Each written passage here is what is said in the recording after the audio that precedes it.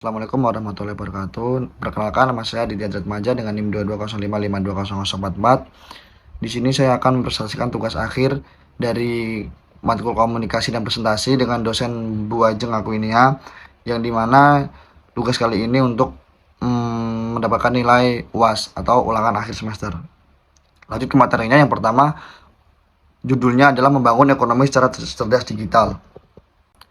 Nah, untuk pengertian umum di sini, membangun ekonomi secara cerdas digital berarti mengembangkan sistem ekonomi yang memanfaatkan teknologi data dan inovasi untuk meningkatkan efisiensi, produktivitas, secara kesejahteraan masyarakat. Dengan kata lain, ekonomi tidak lagi menggunakan yang bergantung pada tenaga fisik, sumber daya alam, tapi juga pengetahuan dan teknologi.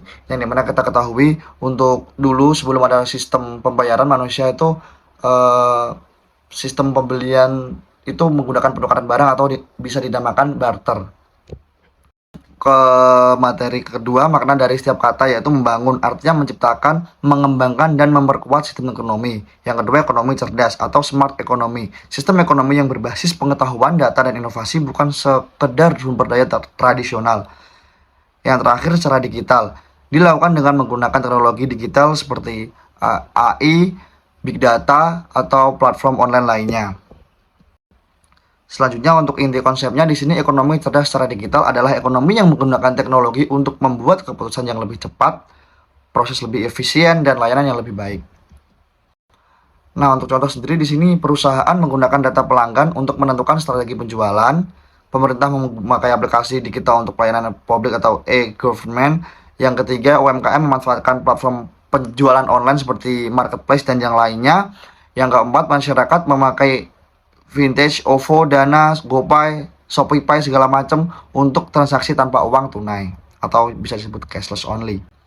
Nah, tujuan membangun ekonomi cerdas digital yaitu ada 5. Yang pertama, meningkatkan efisiensi ekonomi, hemat waktu dan biaya. Yang kedua, mendorong inovasi di berbagai sektor. Yang ketiga, menciptakan lapangan kerja baru di bidang teknologi digital. Yang keempat, meningkatkan daya saing nasional di pasar global. Yang kelima, mewujudkan pembangunan berkelanjutan berbasis teknologi.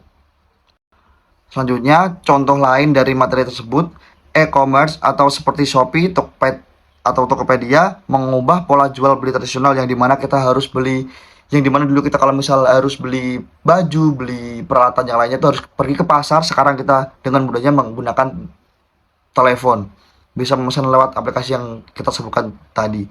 Yang kedua, ada GoPay, OVO, Dana mendukung ekonomi tanpa uang tunai. Ini untuk biasanya tuh yang melakukan seperti itu udah banyak ya guys, nggak hanya Genjet. Yang kedua tuh orang tua juga udah sering menggunakan metode tersebut dikarenakan takut membawa uang tunai tiba-tiba jatuh atau hilang atau dicuri orang. Itu biasanya kita menggunakan cara cepat menggunakan aplikasi GoPay, OVO, dan yang lainnya. Yang ketiga, pertanian digital atau smart farming. Petani menggunakan sensor dan data cuaca untuk hasil panen optimal. Nah, itu biasanya kita menggunakan aplikasi, kalau nggak di Google, ramalan cuaca hari inilah, besok, kedepannya, minggu depan untuk bepergian. Tapi kalau misalnya ini di lingkup tani, jadi untuk pertanian, kalau besok hujan ya bisa dilakukan di hari selanjutnya.